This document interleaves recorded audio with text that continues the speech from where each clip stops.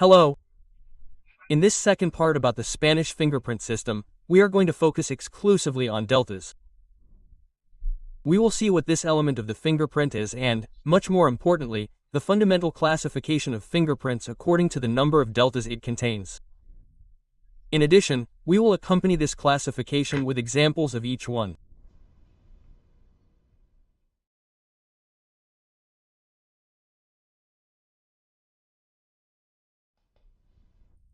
The objective of this video is to focus on deltas.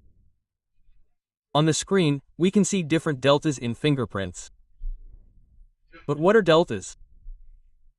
Well, if we look closely at the images on the screen, we will see that in almost any fingerprint there is usually a triangular or tripod-shaped figure that stands out from the rest.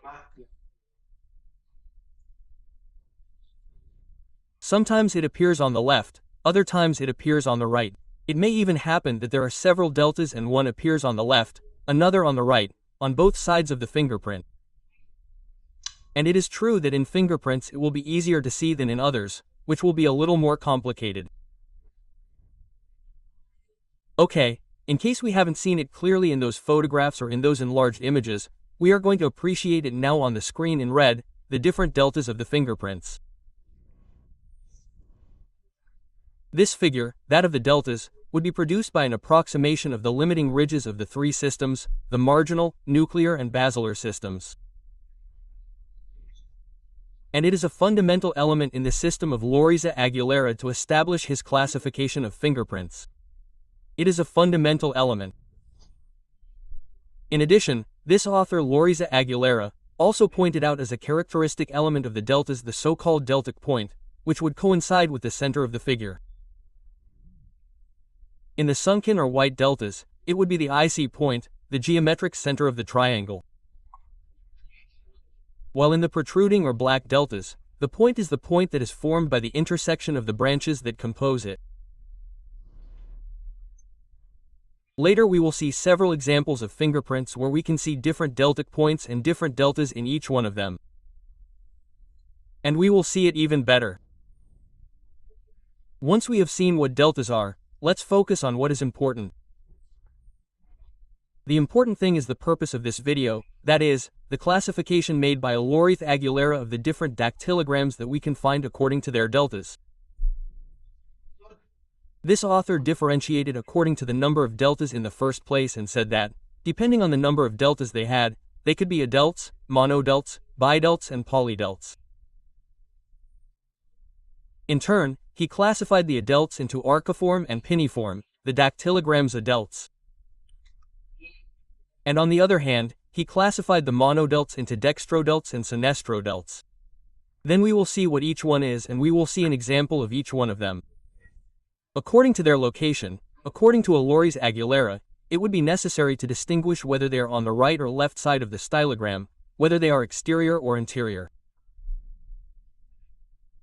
And finally, according to their shape, relief or color, he distinguished between fingerprints with sunken or white deltas or protruding or black deltas. The sunken or white deltas, he would say, could be open or closed, while the protruding or black deltas, which is the same thing, he differentiated into short and long. Well, it is true that this classification, which we have seen very quickly named like this, does not tell us much. Well, precisely the main objective of this video, as I have said, is to give an example of each of these types of fingerprints that Loayza-Aguilera differentiated in his classification, which is what we are going to do next. And we are going to start with the classification, the first one we have seen, according to the number of deltas, that is, according to the amount of deltas that we can find in a fingerprint. This case is very simple because we distinguish between deltas, monodeltas, bideltas and polydeltas. I repeat, according to the number of deltas that we find in a fingerprint. It will be first of all a delta when there is no delta in the fingerprint. Furthermore, in these types of fingerprints there will not only be no delta, but there will also be no nucleus. They will be fingerprints without a nucleus. And in these cases, we could distinguish between a fingerprint, if we remember, of two types, right? Archiform and pinniform. Let's see, first of all, the pure fingerprint, also called archiform, which is like the one we see right here on the screen. In this fingerprint, if we look closely, the papillary drawing has regular arches that rise upwards. This is the characteristic of this adelto fingerprint, which in this case is pure or archiform. As we have seen here in this fingerprint, we will not be able to see any delta because it is an adelto fingerprint. Another type of adelto fingerprint is the so-called piniform, also called pseudodelto. And precisely because it is called piniform, because if we look closely, it experiences a sudden elevation in the shape of a pine tree that we see here on the screen in red. And that is where, as I say, the name piniform comes from, with those almost vertical ridges that are formed. So far, these are the adelto fingerprints without deltas. Now we are going to see the fingerprints that do contain deltas, whether 1, 2 or several deltas. We are going to start with the monodelto fingerprints, which are those that normally only have one delta. I say normally because they are the most common, they only have one delta. And so we can first distinguish the so-called dextrodeltos, in which the delta is located on the right. If we look at this fingerprint that we have here, we can clearly see where the delta is. Where is the delta? Well, precisely to the right of the fingerprint. Here we see it in red. If we look closely, we can see that the ridges of the nucleus are directed towards the opposite side, the ridges of the nucleus. And since they are directed towards the opposite side, that is why the delta ends up forming on the right. This is a dactylogram with a single delta, that is why it is a monodelt of extradelt. And now we are going to see what happens with the other dactylograms where the delta is on the left, that is, the sinister delt dactylograms that we have here on the screen. An example, why is the delta on the left? I think we can clearly identify the delta, which we now see in red, because the ridges of the nucleus are directed towards the other side, that is, they are directed towards the right side. When directed towards the right side, the delta ends up forming on the left, on the opposite side. That is why it is a dactylogram, in this case monodelt, sinister delt, because it is formed on the left.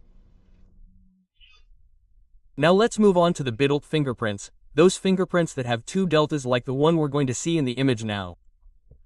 Two deltas. Well, in this case, these types of fingerprints are also usually called whorls. Whorls. Why? Because of the shape that the nuclei usually adopt, which if we look at them, are rounded, the nucleus is all rounded, all circle. In any case, on the screen we can clearly see why we've highlighted those two deltas in red, one delta on the left, another delta on the right, and we would end up with the fingerprints that we call polydelts. Polydelt fingerprints are those that have two or more deltas. Two or more.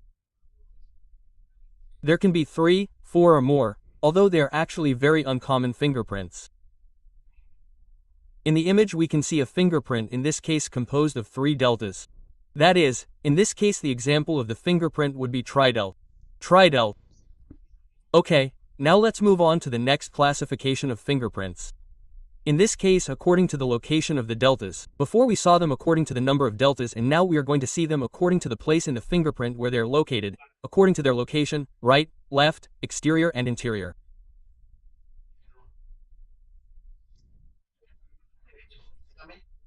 First of all, the right one is logically located to the right of the fingerprint, as we can see here on the screen. Very easy. Therefore, it would be the same or the opposite, if we say that it is left. If we say that it is left, where would it be located? Well, it would be located to the left of the fingerprint. As we can see here in this representation on the screen, both simple and easy, we say that it is exterior or interior depending on where the fingerprint is also located. If it is to the E, let's say, on the periphery of the nucleus or inside the nucleus itself. Here we are going to see it much better in an example that is going to appear here on the screen. While the exterior would be on the periphery of the nucleus, the interior would be located, that delta within the nucleus itself, and that would therefore be the difference. Exterior outside the nucleus, interior within the nucleus itself. And this is with respect to the classification according to its location. Now, the most complex classification remains, which is according to its shape, relief, and color. Here, we would first have to distinguish between the sunken or white ones, because we have said that we had to distinguish between the sunken or white ones and then we would see the black ones, right? Let's see first, as I say, the sunken or white ones, and let's say what these sunken or white deltas are. They are formed by the approximation of the limiting ridges of the three papillary systems. And the result is that a depression is formed that appears in white in the impression, which is why they are called white or sunken. And in turn, these white or sunken ones can be divided, as we saw at the beginning, when we saw the classification, into open or closed. And let's see an example. Within the open ones, there are 4 types of open ones, and within the closed ones, 4 types of closed ones. Within each of them, we are going to examine them, and we are going to see an example of each one of them. We are going to start first with the ones, as we have said, sunken or open white ones, and within the open ones, with the totally open ones. In a totally open fingerprint, all of its angles are open. In the image, we can see it marked in red so that it is seen more clearly. All of its angles would be open. However, in an upper open fingerprint, the upper angle would be open and the lower angles would be closed. In an internal open fingerprint, the internal angle, the one that looks towards the nucleus, is the one that would be open, as we can see, while the others on the opposite side would be closed, and in an external open fingerprint it would be the opposite. In this case, the external angle is the one that is open and the other two are closed. That is, the angle that looks towards the periphery is open and the other two that look towards the core would be closed. On the other hand, if within the closed ones, if we say that it is totally closed, all its angles are closed. All of them are closed. It would be exactly the opposite of the totally open one, in which we remembered that the 3 angles were open. On the contrary, if it is closed superiorly, the superior angle is closed and the other 2 are open. And if it is closed internally, it supposes that the interior angle, the one that looks towards the core, let's say, is the one that is closed, while the other 2 are the ones that are open. And finally we would have the other possibility, because all the possibilities are being considered, which is that it is closed externally when all the angles are open, except the one that looks towards the exterior, that is, towards the periphery. In other words, that the exterior angle that looks towards the periphery is closed and the other 2 are open. This is what is called external closure.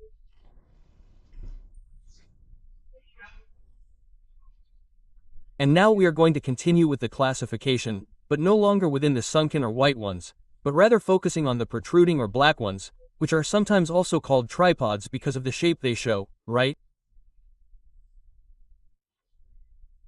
They are called tripods because they are formed precisely by the fusion of the limits of these 3 papillary systems. Which says that when joined they would form a kind of 3-pointed star that appears in black, and hence these are called black or protruding fingerprints. Here we also distinguish between 2 types and in turn those 2 types into 4 types, and we are going to do the same classification as before, also looking at an example of each of them. It is actually very easy to understand because they are very simple to understand. Another thing will be to identify each fingerprint. Sure. Well, as I say, first of all we are going to distinguish between short fingerprints, because we are talking about short and long ones. Let's look at the short ones. First of all, the total short ones. A datagram is said to be short overall when all 3 branches are considered short, that is, when the branches are short. We see that it is very small in the image. To know if they are short or not, we look at a standard measurement, let's say, whichever one does not exceed 5 times its thickness. That is, when it does not exceed 5 times its thickness, it is understood that the branch, whichever one it may be, is short. I repeat again, when the branch does not exceed 5 times its thickness, it is understood that it is short. And if all 3 are short, then it is said to be short overall. However, when only the upper branch is short, as we see in the image, and the other 2 branches are long, in that case it is said to be short superiorly, because only one branch, the upper one, is short. We can say the same when it is internal. It is very easy, very easy.